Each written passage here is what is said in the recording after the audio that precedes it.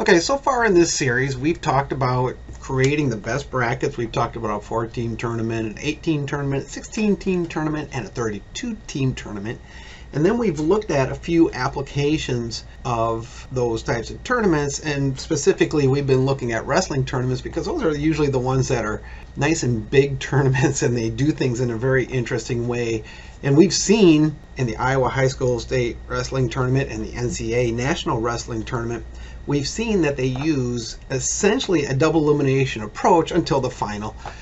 But they're using a double elimination approach. It was an application of what we talked about in creating the best 32 team tournaments. In those two different situations, we saw that they handled things a little bit different, and ultimately our conclusion was that the NCAA used a better approach for their tournament than Iowa High School is using for their tournament, although it's easily correctable, and we recommend that the Iowa High School State Wrestling Tournament can change its ways and make it just a little bit better than what it's doing now. In this video, what we're going to do is we're going to look at a slightly different tournament setup, and this is going to be the Indiana High School State Wrestling Tournament. It's still a high school wrestling tournament with a state tournament and everything like that, but they do things a little bit differently in Indiana, and their setup is very different. We're not going to be talking about double elimination approaches or anything like that at this point. We're going to be talking about single elimination tournaments, but we're going to have multiple wrestlers advancing from each various rounds. What happens at the Indiana High School State Wrestling Tournament is that the early rounds are much more important in order for setting up the state tournament in the end. There are some very nice aspects of the Indiana State Wrestling Tournament that avoid some of the problems that we saw in Iowa High School State Wrestling Tournament and even in the NCAA, particularly in terms of seeding. And once you get past the seeding issue, and so we don't have the seeding issue, there are some drawbacks that you see in Indiana, especially as a wrestling purist, you might have a problem with the fact that they don't go for true second place. In this case, actually, what's more important is true fourth place finishes. Even given that they don't do that, the outcome is still very good. And we're going to see that we can actually improve it. All right, so that's where we're going to go at this point. So here's the way the Indiana High School State Wrestling brackets work. What you see here is effectively it is a single elimination tournament. There are 16 qualifiers.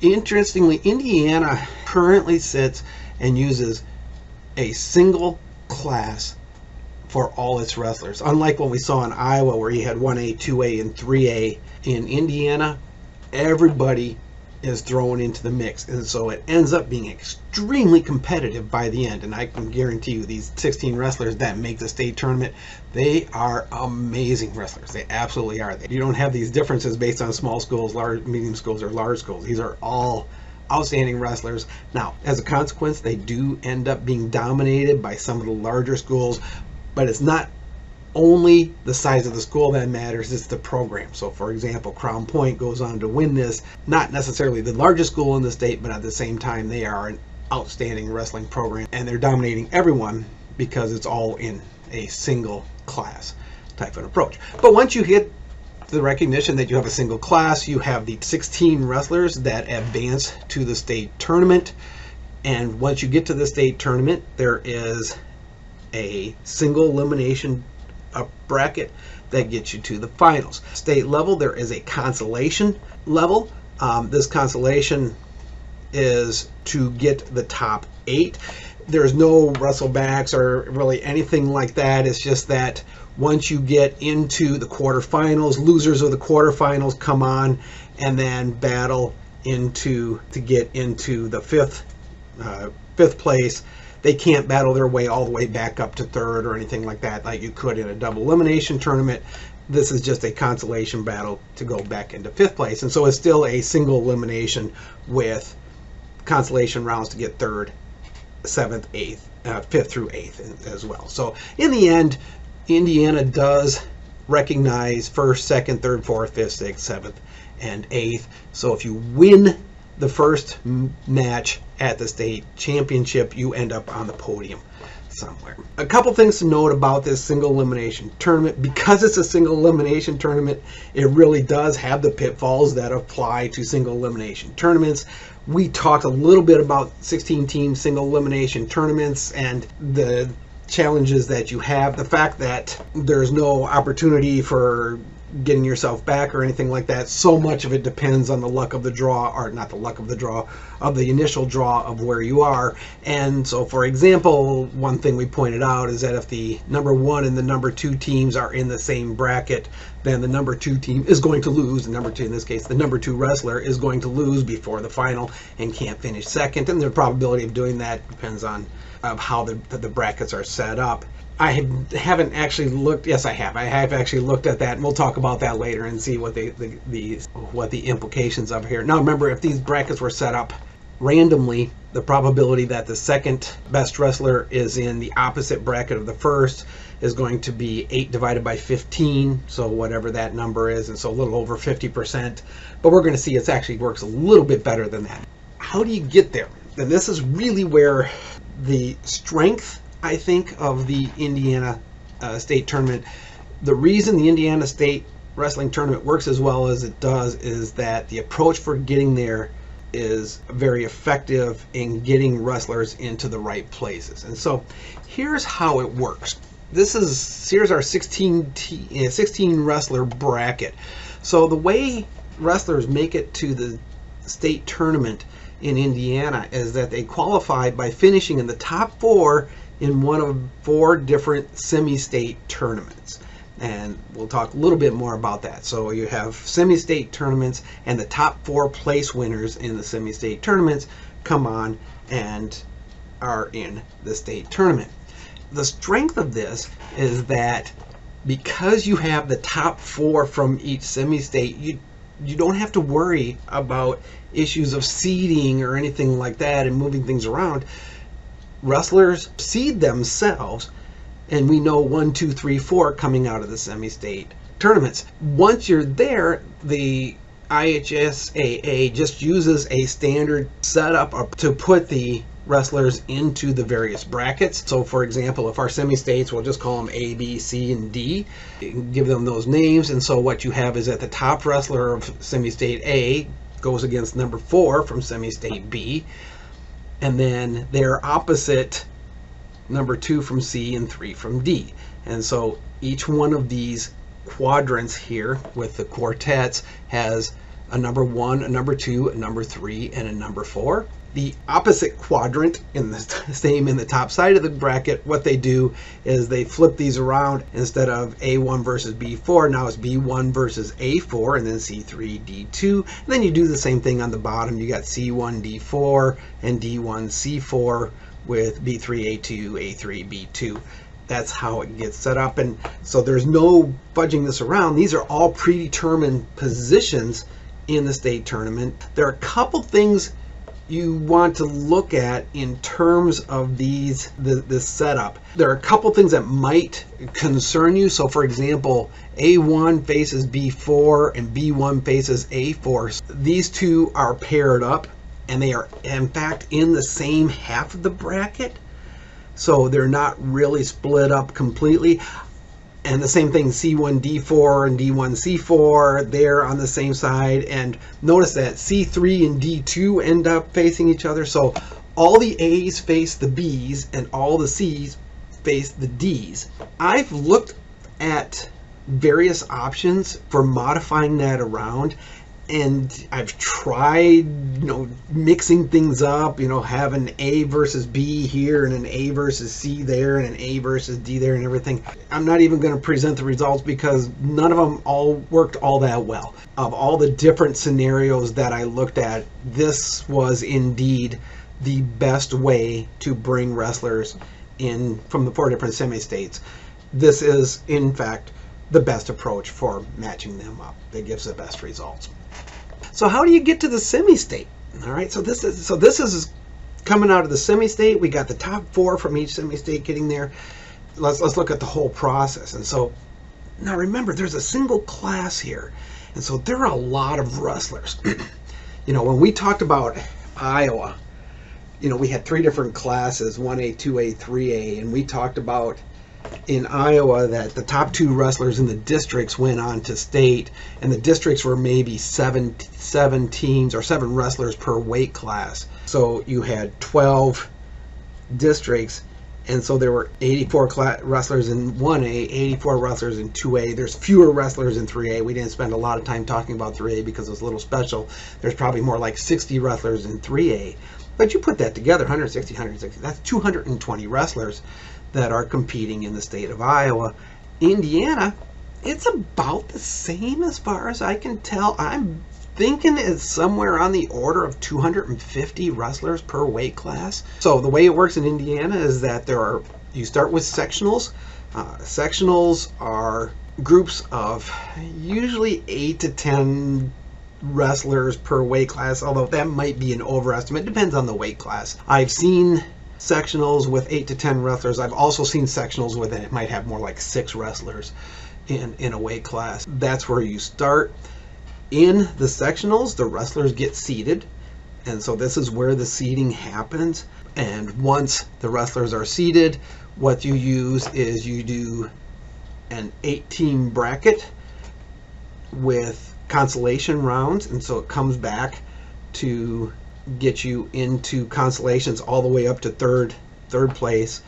And so you do wrestle backs that way. So very much like the type of thing you would see at the Iowa High School State Tournament. Those types of, actually the Iowa districts, it's very similar, but it doesn't have the true second place match. The next round is regionals. All right, so regionals, there are 16 regional sites, and so that means that it's a combination of 2 sectionals. And so we have 4 wrestlers from one sectional, 4 wrestlers from another sectional, and then they come in and they have 8 wrestlers in the brackets, and again the top 4 advance. This tournament that you're using here, now this is just a single elimination tournament with the consolation for third. And so the key to regionals here is that you got to win the first round, because if you can win the first round, that gets you into the top 4. The rest of it is just for where your positioning is within that top 4. Regional round is 8 wrestler tournament with 4 again advancing on to the next round. One other thing to mention is that the way the brackets get set up, it's the top wrestler, it's set up very similar to what we just saw, is that the top wrestler from A faces the bottom wrestler from B, and then it's A3 versus B2, because there's only 2 sectionals that this is brought from. So there has to be a 1, 2, 3, and 4, but there's 2 A's and 2 B's. And what they do is split A1 and A2 and put them in opposite brackets. And so you have A1 and A3, and then you have A2 and A4 in the bottom bracket. Now we go on to the semi-state, and semi-state is again 16 wrestlers. So 4 semi-states, so 16 regionals condensed into 4 semi-states. And so you've got the 4 different regionals, A, B, C, and D. The setup that they use for the brackets in the semi-states is exactly the same as they use in the state tournament. So A1 versus B4, C2 versus D3, etc., etc., etc. And then once you go to the semi-state, the top 4 wrestlers from there advance on to the state tournament. Once again, the semi-state is again a single elimination tournament with the consolation match. And so you can get 1, 2, 3, and 4 that way.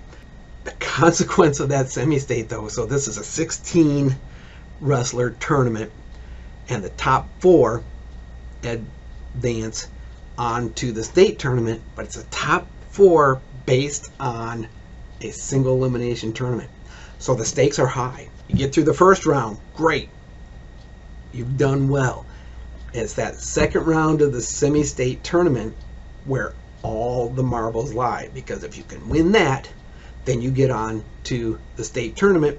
If you don't win that, you don't go to the state tournament. So quarterfinals of the semi-states, that's where the matches get very exciting, because that's the difference between state tournament and not state tournament. And then the final thing is the state tournament that we've talked about before. This is very different than the types of approach that we saw, for example, in Iowa high school wrestling, where Iowa high school wrestling had districts that were comparable in size to the sectionals that Indiana has, and so they were in that 7-7 type of wrestler tournament. Iowa only had the top 2 advance, and because of that, it was important that they actually have a wrestleback for a true second place finisher. Indiana doesn't need to do that true second place finish because they have the top 4 wrestlers advance. Now, if it were me, I would like to see a true 4th place, but that's going to add a lot of matches onto their tournament, make no mistake. But that's what you would really like to see in this case. Boy, if they were to move on to a wrestleback, a consolation round to determine the true 4, actually I think you need to do a true 3 and 4, but if you had the true 3rd and 4th, you could make this a really effective tournament. As such, it doesn't have it, and so it's less effective than it could be, but at the same time, it still is very effective. So just a reminder, Iowa was using a district for the qualification for state with a true second place finish, very similar to what happens in the sectionals in Indiana, but Indiana doesn't have to have the consolation, the wrestleback for the true second, because the top 4 wrestlers are advancing. Now, another difference between Indiana and Iowa is, remember, in Iowa, once the 2 wrestlers advance from the districts into the state tournament, and we have 12 different districts, once the wrestlers get to the state tournament, they're all going to be seeded. We emphasize very heavily how important seeding is in the Iowa State tournament, because if you don't have things seeded well, you can have very, very bad outcomes in terms of lower ranked wrestlers finishing very high in the tournament, and very high ranked wrestlers getting knocked out because they're not seeded effectively.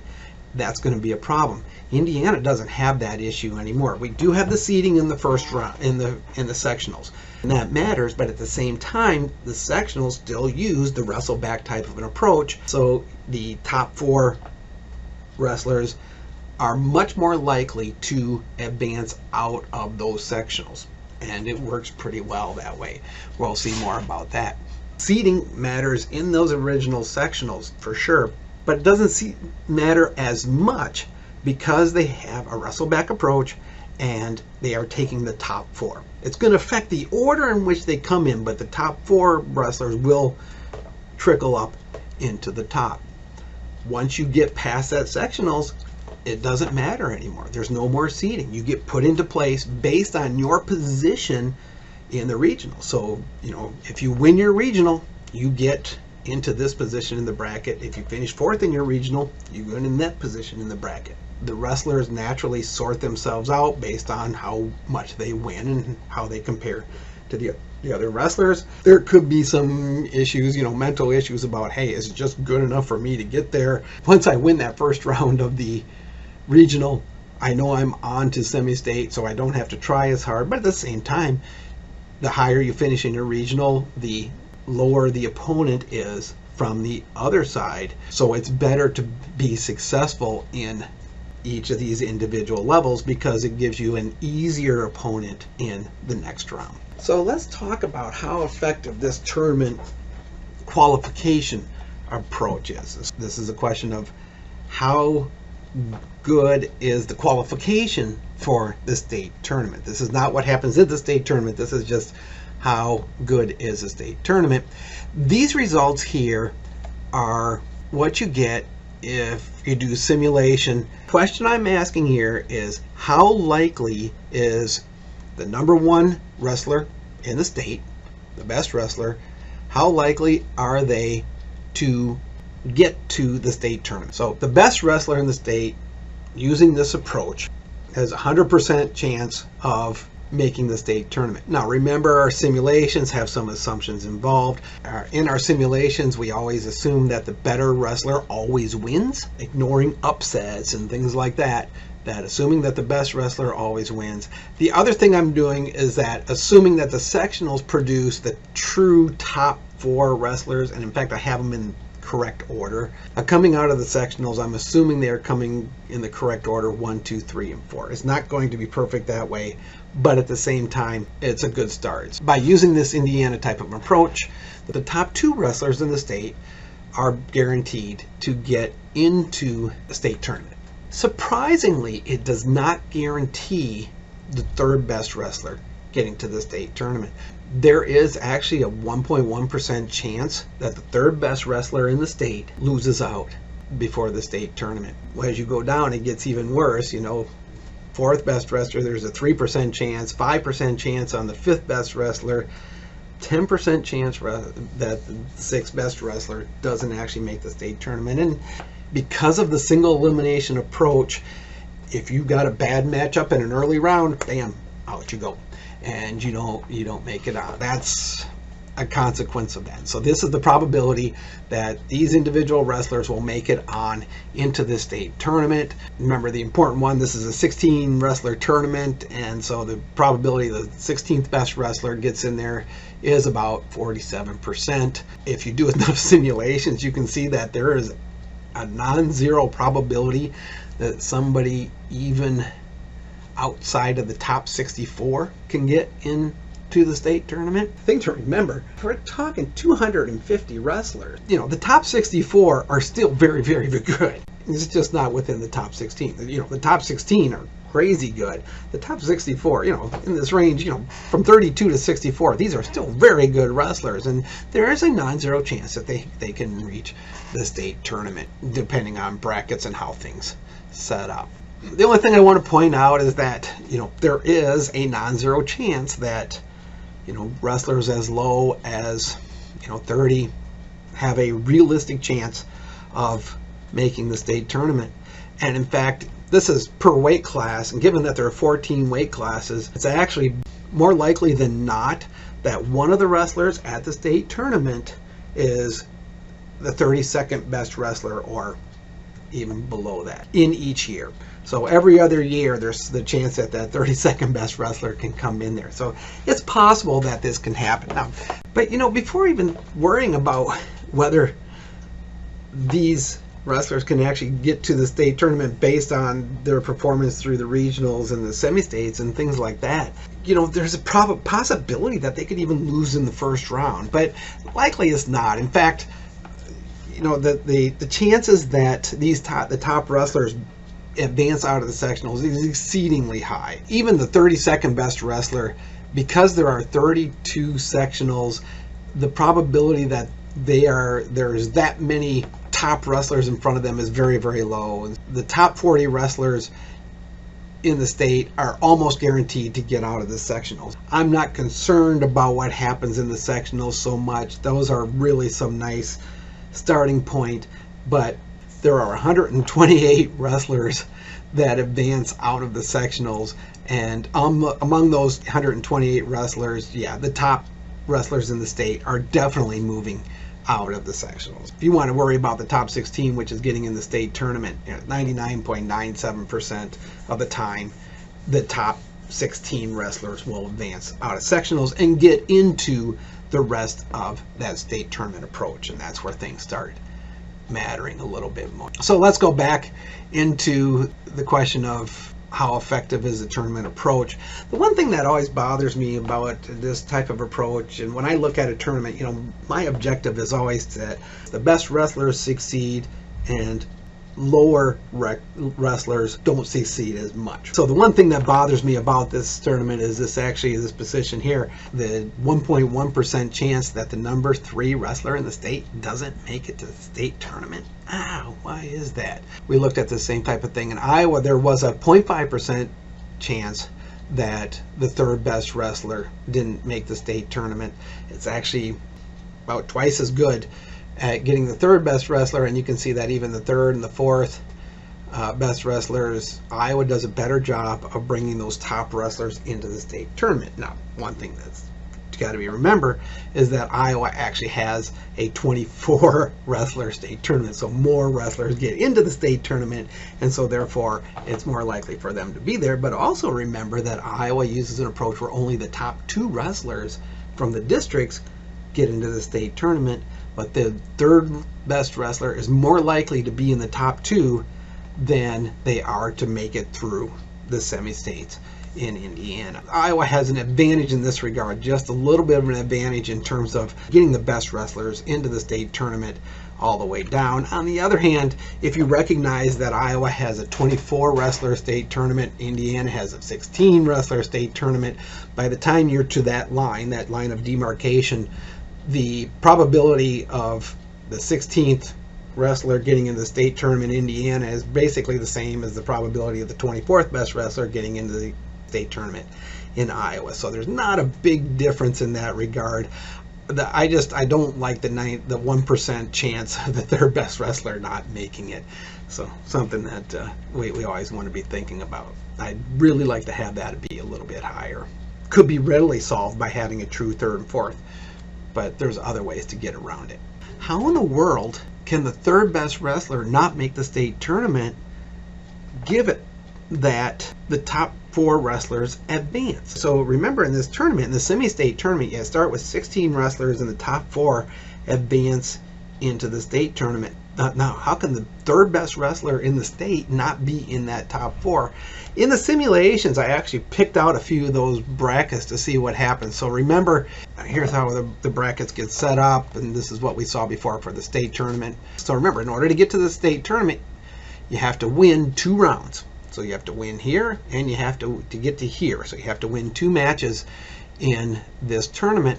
Basically, what it comes down to is that if you're the number 3 wrestler, you can't have the number 1 or 2 wrestler somewhere else in your quadrant. It's not necessarily easy. For example, the number 3 wrestler can't be D3, because in order to be D3, they would have had to finish behind D1 and D2, and they are in different brackets from that, so it can't be there. Well, you could be A1, so you could be 3, C2 is 2, and C1 is 1. I guess that's the way it is. Here's an example of a bracket where the third best wrestler did not advance. So for example, D1 in this bracket was number 3, number 1 was B1, and number 2 was B2. D1 won the first round, but then lost to B2 in the second round. So there's one example of it. If 1 and 2 in the same semi-state are from the same regional, and the matchup is right, number 3 will lose before the final 4.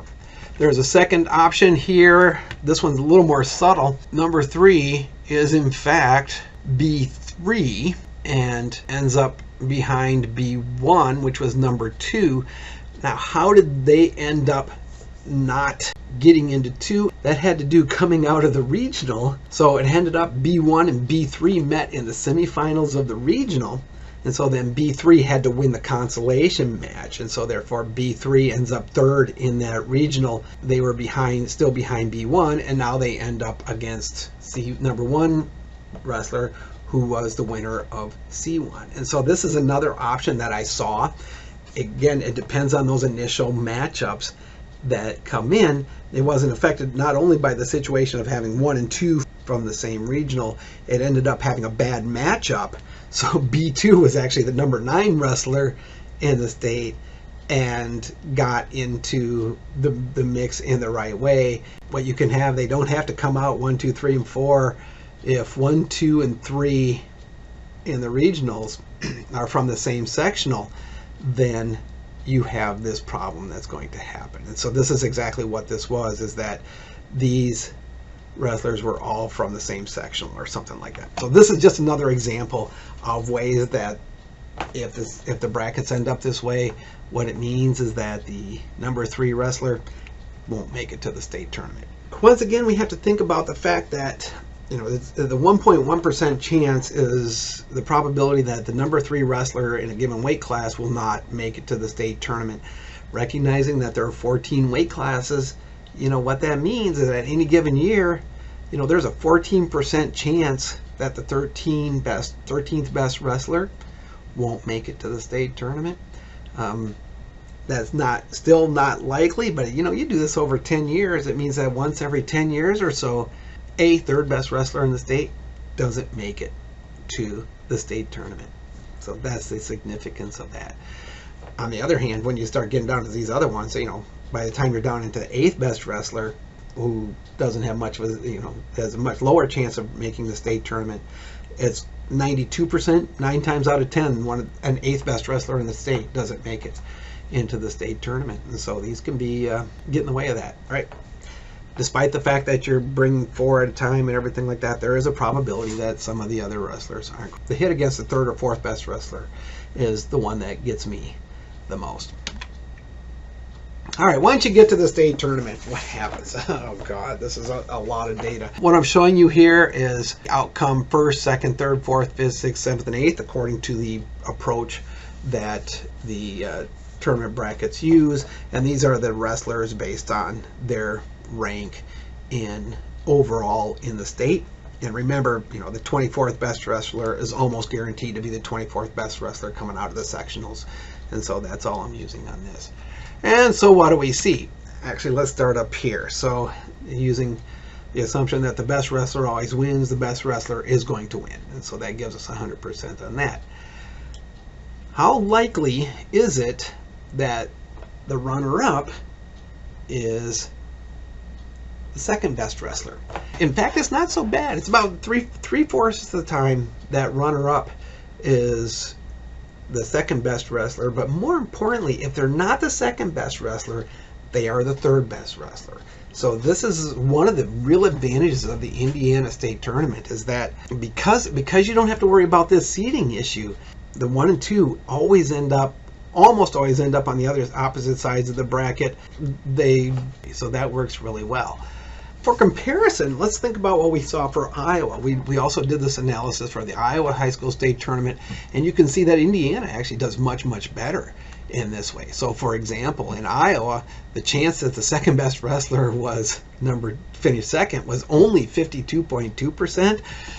Then again, that was because we put wrestlers into the brackets in random draw. It was at least 52.2%. Not sure how much higher it could go. Could have been 100% if it's seeded correctly, but we're not sure that it was seeded correctly all the time. And there is evidence that things weren't always done that way. More importantly, if the 2nd best wrestler doesn't finish in 2nd, they always finish in 3rd, and that happened in Indiana and in Iowa, so that's always a good thing. But who else can finish 2nd? So one thing we said is that if the 2nd best wrestler doesn't finish 2nd, then the 3rd best wrestler does in Indiana. That doesn't happen in Iowa. In Iowa, we could see that as low as the 7th best wrestler had the chance of finishing 2nd, and that's because Iowa didn't have a wrestle back to determine a true 2nd place finish. Given the way the brackets are populated, that would be a good idea to have. So they didn't have that. 3rd place was a lot cleaner in the Iowa tournament. The 3rd place wrestler was either 2nd or 3rd, and so that ended up working that way. That doesn't happen in Indiana quite as much because of the single elimination approach. That 3rd best wrestler can be most likely to be 3rd, could be 2nd or 4th, and it could have a little bit more of a distribution. So there are some differences that we can see between the Indiana outcome and Iowa. The only thing I would say from it is it's actually not egregious. It really isn't. The fact that they're not using a double elimination or consolation type of approach in Indiana, the outcomes are still fairly reasonable in this respect. And in fact, there's some arguments for how they end up being much better than Iowa, at least in terms of the outcome of the tournament and elevating the best wrestlers up to the top. A couple other things to look about. Let's see what happens if you compare the outcome for the 2nd or the 3rd best wrestlers. So the 2nd best wrestler is going to either finish 2nd or 3rd. That's a great thing. The 3rd best wrestler can finish 2nd, can finish 3rd, or can finish 5th. Never going to finish 4th, because in order to finish 4th, it would have to be in the consolation match against 1 or 2, and it can't do either. So 1 or 2 can't be in that consolation match against number 3. So that's the distribution that you see for the 3rd best wrestler. Let's look at the 3rd and 4th positions here. So 3rd, we already talked about this a little bit, most likely to be the 3rd best wrestler. The 4th place can't be anything better than the 4th best wrestler, but it's most likely to be the 4th best wrestler. It could be the 5th, and maybe the 6th, and after that there's some small probability of other types of things. 5th best wrestler is most likely to finish 5th, but the 5th place finisher is more likely to be 4th than 5th, so that's just kind of the way that ends up happening. The 6th best wrestler most likely to be finishing 6th, more likely to be finishing 4th than anything than 5th, but it could also be finishing 7th, and so that's a 21 there. And then in the 7 and 8, you can see the same types of things. So the 7th best wrestler is most likely to finish 7th. The 8th best wrestler, most likely to finish 7th. So not quite working out that way. And this has to do with just the way these brackets come up. So, if I compare this to some of the other things we saw, it's not as egregious that you might think of, considering that it's a single elimination tournament, but that's because 4 wrestlers advance. And so what are we going to conclude? Indiana High School Wrestling Tournament uses multiple levels of qualification, 4 qualifiers from each. There's good opportunities for those top wrestlers to advance. The setup really avoids the issue of seeding that plagues the other tourneys, right? Although, lack of a true second can affect the matchups. Lack of a true 4th could affect things a little bit, but they don't have that problem dealing with seeding and trying to figure that out. So they're not reliant on seeding once you get past that first round. Even though 4 are advancing, there is probability that the number 3 wrestler does not go to the state tournament. It's actually higher than it is in Iowa. And that's mainly because there's no true 3rd, 4th, or the 2nd, 3rd, or 4th in Indiana because of that single elimination approach. If there's a drawback, that's really what it is that the probability that the number 3 wrestler not making the state tournament is higher than that in Iowa. And so that's not something that would be desirable. But because it's that single elimination tournament, here's what you know. The qualification rounds are high stakes until you hit that final 4, where the rest of it is all about seeding. When you go to the Indiana wrestling tournaments, and especially when you're past the sectionals, those rounds are really high stakes. And that first round of regional, it is all heavy weighted on that. You go to the regionals, it's like, I gotta win the first round, and you go from there. Semi-state, you got those 2 rounds, man, that's a lot of implications. Going from 16 down to 8, now you got that quarterfinals of that semi-state. That's a really high stakes wrestling matches at that point, and the intensity is very high, in fact, and so it's very useful. So normally that would be where we would end, but I'm not ready to end yet because I got a couple more things to say. I was at middle school wrestling tournament earlier this year in Indiana, and a friend of mine told me he had heard a rumor that Indiana was going to change their state wrestling tournament qualification procedure. And what he had heard, and I'm just basing this on the rumor, what they're going to do is skip the regional. So what they want to do, or what I'm hearing what they want to do, is they want to take our 32 sectionals and take the top 4 wrestlers out of there, and then move them into 4 semi-states of 32 wrestlers each, and then have the top 4 advance onto the state tournament as before. It's an issue of reducing costs and consolidating sites and everything like that. And I think the biggest issue that they might have are the regional tournaments, because the regional tournaments, there's really not much going on, right? There's 8 wrestlers in each weight class, and so that means that single elimination tournament has 7 matches, and then with a consolation there's 8. So there's 8 matches total for each weight class, and for times 14 is whatever the math is there.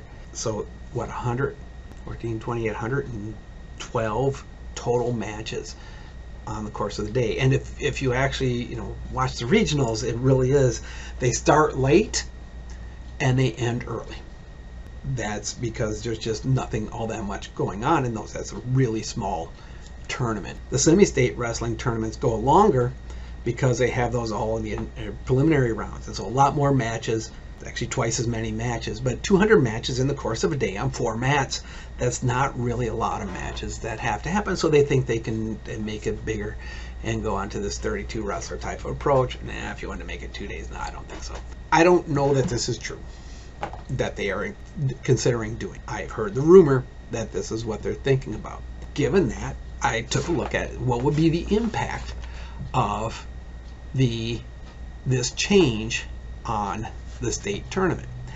And you can see at the regional level, or at the state tournament level, you can see there is some impact. Remember, so for example, here's the second place finisher. Remember, if we had, in the current situation, it was 75-25. It's down a little bit, more like 70-25, and then others. And so by going to this, you result in lower ranked wrestlers to be able to finish second.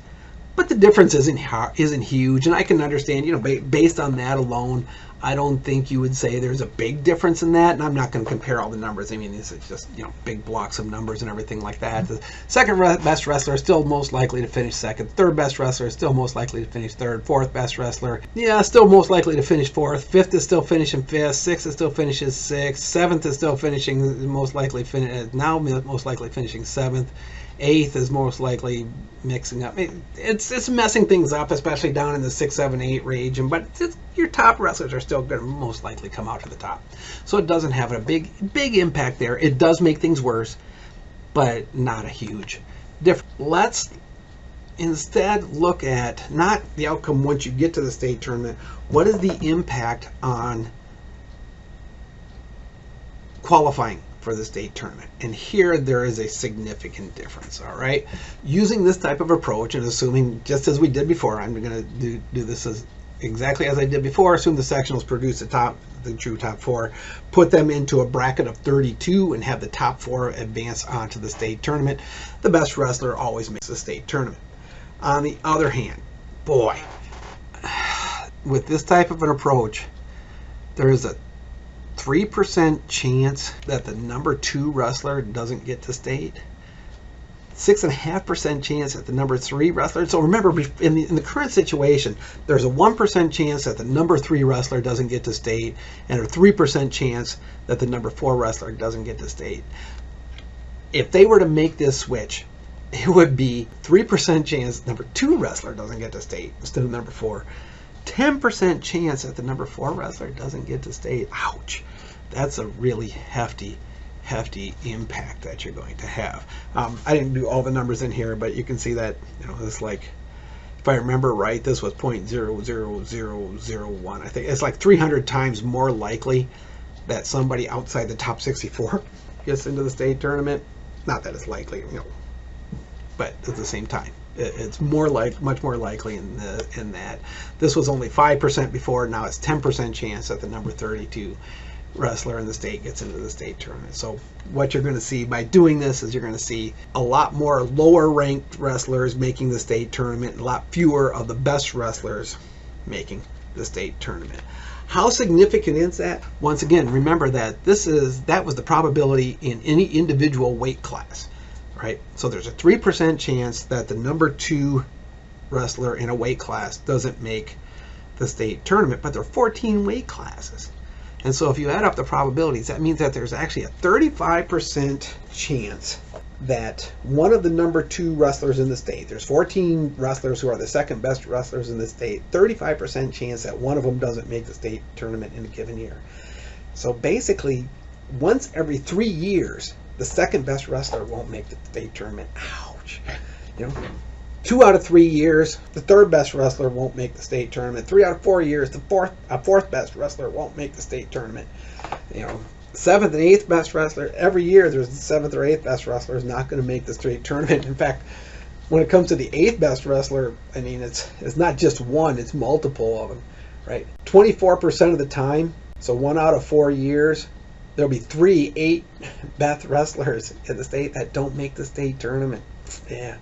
So this rumored change would really have a significant impact, not so much on the outcome at state. I think we you know, you compare it to Iowa, it's still going to be better than what you get in Iowa to a large extent, you know, and have some of those same benefits. But it's going to have a huge impact or whether the best wrestlers actually get to the state tournament or not. And I don't know about you, but from my perspective, I want the best wrestlers in the state tournament. Right? You can have a competitive tournament anyway, and the top and the best of the best will always be there. But don't you want the best 16 wrestlers in the state tournament? And this would significantly move away from that. And that's the problem. It's not like this is a little change. This is having a huge impact on that distribution of wrestlers going into the top 16 in the state tournament. So I'm not a fan. I hope this rumor is not true, but if it is, I am really not a fan of that. It got me thinking, what if we were to make a change? Could we improve the Indiana high school wrestling tournament? And I thought about it a little bit, and I said, what about this? Instead of combining regionals and semi-state, what if we flipped them, right? So remember, the current setup is that the regional is 8 wrestlers, the semi-state is 16. What if we flipped that around? What if we took 4 sectionals combined into a regional, and then went to 2 regionals into a semi-state? Now, there's a couple of aspects I really like about that, because if you want to talk about a semi-state, right, you're talking about right there on the cusp of being in the state tournament.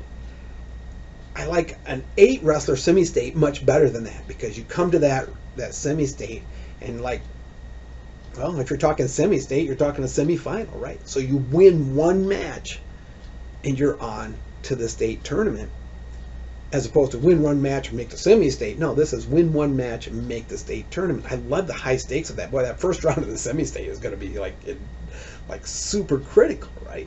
You're going to come on and you're going to put them there and you're going to say, okay, you guys are wrestling for the state tournament right now in the first round. Wow, I love that. But and the other thing about it, if you think about it from a setup standpoint, is you got your sectionals here to build your regionals. Your regionals compete, and then you compact into the semi-state, and then you blow back out into the state tournament again. But I love the idea of taking the regionals, making big regionals, and going to small semi-state to get that final qualifier into the state tournament. So I looked at that and said, what would happen if we did that type of approach? Now, aside from the aesthetics of it, there's another reason to think that this might be a better approach for getting a better outcome at the tournament at the end. And it has to do with the fact, remember when we looked at why the 3rd best wrestler didn't make the state tournament? One of the problems is that, if the 1 and 2 came out of one region and they end up being in a different region and having to face each other, that's the problem. So in principle, you could have the same thing happen at the regional, but because you're starting with more sectionals, the probability that the 1 and 2 are in the same sectional is a lot smaller than the probability that number 1 and 2 are in the same regional. And so therefore it's going to be a lot harder or less likely for 1 and 2 to come out of the same sectional and then be matched up against number 3 on the other side. From a setup standpoint, a probability standpoint, there is reason to think that this might be more effective. Okay. So I took a look at it. This table shows again the likelihood of each wrestler making it into the state tournament. The same type of analysis that we did before. Still 100% chance that 1 and 2 both make the state tournament. 3 is at 99.8, 4, 99.2, and things like that. A lot of numbers here, but what I want to do is to compare this or remind you of what we saw for the current approach, right? So these are the data that I showed you a couple slides ago. 1 and 2 are 100%. Remember, we made a big deal out of number 3 being 98.9. But look, if we go to this flipped alternative that I'm suggesting, it turns from 98.9 to 99.8. So instead of 1.1%, it's only 0.2% chance that the number 3 wrestler doesn't make the state tournament. It's actually 5 times less likely to be bounced out in the semi-state. And now you go down the list, and like number 4 was 97%, now 99%. Number 5 was 90. Remember, there's a 5.5% chance. Now it's only a 2% chance that they lose before the state tournament. 9% here. Now it's only 4%. The biggest difference is between by the time you get down to the 9th best wrestler. In the current setup, there's about a 79% chance that the 9th best wrestler makes the state tournament. In my proposed alternative, it goes up by more than 6% to over 85%, so almost 7/8 of the time instead of 4/5. And so you can see that flipping these tournaments around has a really big impact on the likelihood of the top wrestlers making the state tournament. Actually, at the same time, what we should also do is we should look at the lower wrestlers, right? And so, for example, let's start it at the number 16 position, right? So if you look at everybody up 3 through 16, the alternative approach has a higher probability for all of them to make the state tournament than does the current approach. And by the time you're out to number 16, there it's about the same. 46.9%, 46.8%, so pretty much the same. So 6 doesn't affect the probability of number 16 getting to the state tournament. Everybody above 16 is more likely to reach the state tournament. But then if you go below 16, so number 17, current model, it has it at 42.8%. If we switched it, it's down to 42.2. And in fact, everybody above 16 has a lower probability of advancing to the state tournament if you switch things around than under the current model. In other words, by flipping that, what you do is you increase the chance that the better wrestlers get to the state tournament and decrease the chance that the lower wrestlers get to the state tournament. And that's a good thing. What happens at the state tournament, I'm not going to show you this whole table of data and everything like that. I'm just going to look at the likelihood, the X best wrestler finishes in the X position. So the best wrestler finishes first. How likely is the second best wrestler to finish second? There's not a big difference between the current version and my proposed version.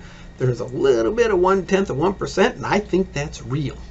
Because if you look down, now the probability of the third wrestler finishing third goes from 55 to 56. The fourth wrestler finishing fourth goes from 40 to 43. The fifth wrestler finishing fifth goes from 35 to 37. The sixth best wrestler finishing sixth goes from 30 to 32. The seventh best wrestler finishing seventh goes from 30 to 34. Eighth best wrestler, now remember this is the one where it was, eighth best wrestler doesn't even likely to finish eighth, goes from 13 all the way up to 20. So we're getting a lot closer.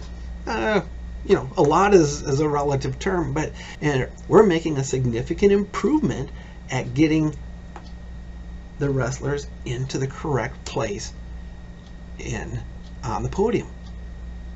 And all it takes is switching around the nature of the regionals versus the semi-state. Go to big regional, small semi-state is a significantly better than small regional, big semi-state. Yeah. So, what do I conclude? I hope it's just a rumor. I hope there's no truth to it.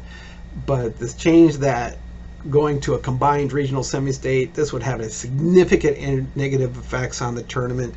The effects on the outcome of the tournament itself would be minor, but it would be negative. But the effects on the qualification for the tournament would be huge. It's going to be a killer. It would really, really diminish the quality of the tournament, allow in a lot lower wrestlers, and the best wrestlers are going to be bounced out due to just nature of matchups. And I don't want tournaments decided by matchups. I want tournaments decided by the quality of the wrestlers, and that would be a huge problem in that. In this proposed tournament, I mean, the second best wrestler in the state has a real chance of not making the state tournament, and so I am not a fan.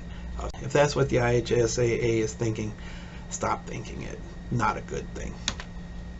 On the other hand, I've got my alternative plan where we switch the regionals and the semi-states in terms of the size of the tournaments, put that big tournament in the regionals and the smaller tournament in the semi-state, there's a lot of positive effects that are coming out of that. First of all, the third best wrestler is 5 times less likely to lose before the state tournament. So now all of a sudden, the one place where it compared unfavorably to like the Iowa State tournament was in how likely the third best wrestler was to not make the state tournament. This blows it out of the water. I mean, now you're down to 0.2%, and so once out of 500 years. And so do the math. I mean, you're not going to have the third best wrestler not make the tournament in this type of an approach. Huge improvement there. Overall, it works for the top 16 wrestlers. So in the end, this alternative approach, the top 16 wrestlers are more likely to make the state tournament than they are in the current model. The non-top 16 wrestlers are less likely to make the state tournament. How could you want anything other than that, right? And finally, even when you get to the state tournament, this alternate model, the wrestlers are more likely to finish into the correct position just because the way the matchups work. I'm not sure how much of it is an issue of matchups or how much is it an issue of getting the right people there in the first place. But in the end, that's what the modeling shows. You can get them into the correct position. So, where do we stand?